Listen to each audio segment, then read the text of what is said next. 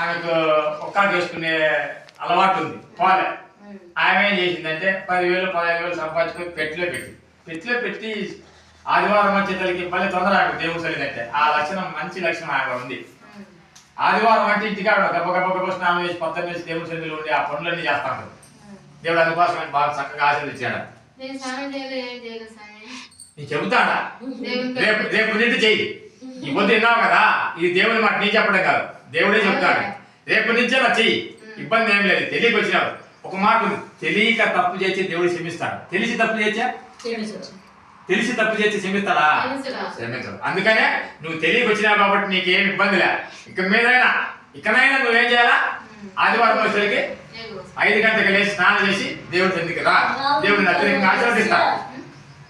రాళ్ళు ముఖ్యాలు వదిలేసి ఒక తూరి దేవుని తలుచుకొని చూడు, అప్పుడు నీకు తెలుస్తుంది దేవుని గురించి.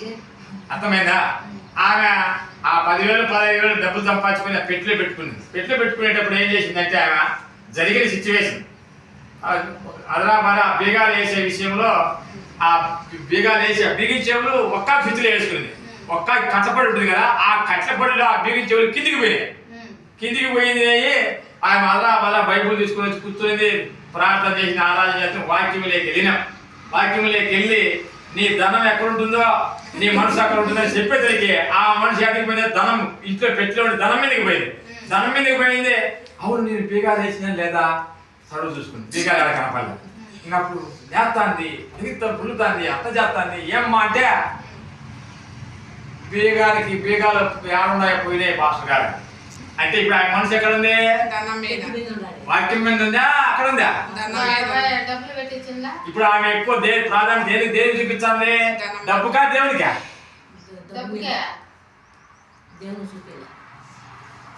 అందుకే ధనం మీద మనం మనసు పెట్టకూడదు. ధనం పైన మనం ఎక్కువ మనసు పెట్టకూడదు. చాలా డేంజర్ డబ్బు. స్నేహానికి శత్రువు డబ్బే.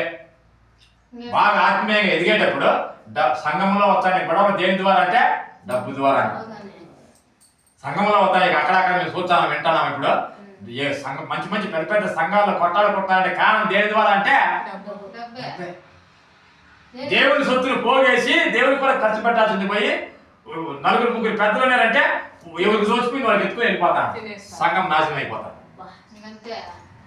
అందుకోసమే మన దేశంలో క్రైస్తవ వారికి చెడ్డ పేరు వచ్చి దేవుని మనకి అవమానం వచ్చి దేవుడు పట్టించుకోవాలి.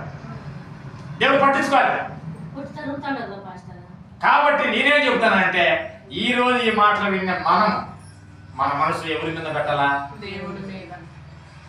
నువ్వు కాపాడబడాలంటే, నువ్వు దీవించబడాలంటే, నువ్వు ఆశీర్వించబడాలంటే నీ మనసు ఎల్లప్పుడూ దేవుని మీద ఆనుకో. ఆయన పూర్ణ శాంతి గలవాడని కాపాడతాడు. దేవుణ్ణి ఆరాధించి మహింపరిచి గణపరుస్తా ఉంటే, ఎల్లప్పుడూ దేవుణ్ణి ఆరాధిస్తూ ఉంటే దేవుడు నిన్ను ఖచ్చితంగా ఆశీర్వదిస్తాడు. ఆరాధన చేస్తామా? ఒక్కవారి